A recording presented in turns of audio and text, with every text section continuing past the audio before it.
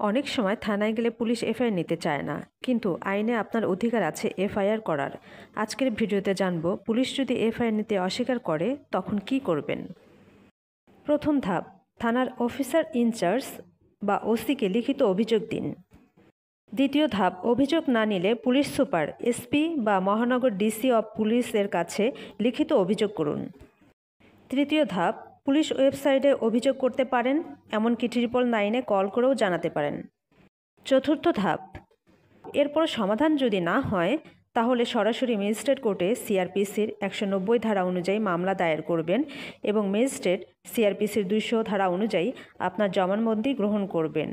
আদালত চাইলে পুলিশকে তদন্তের নির্দেশ দিতে পারেন। এফআইআর বা ফার্স্ট ইনফরমেশন রিপোর্ট বলতে কী বোঝায়? এফআইআর হলো প্রাথমিক তথ্য প্রতিবেদন।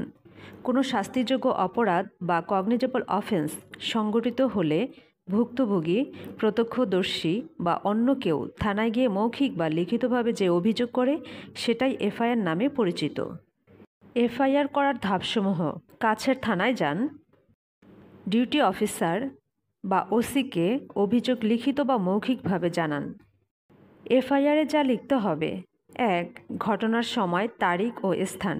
2. ঘটনার বিবরণ। 3. অপরাধীর নাম যদি জানা থাকে। 4. সাক্ষীর নাম ও ঠিকানা যদি থাকে। 5. ভুক্তভোগীর নাম, ঠিকানা ও স্বাক্ষর।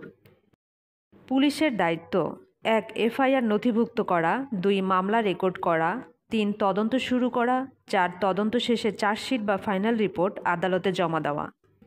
ভিডিওটি আপনাদের উপকারে এলে লাইক, কমেন্ট ও শেয়ার করুন। আর এমনই অনেক আইনি পরামর্শ জানতে চ্যানেলটি সাবস্ক্রাইব করুন।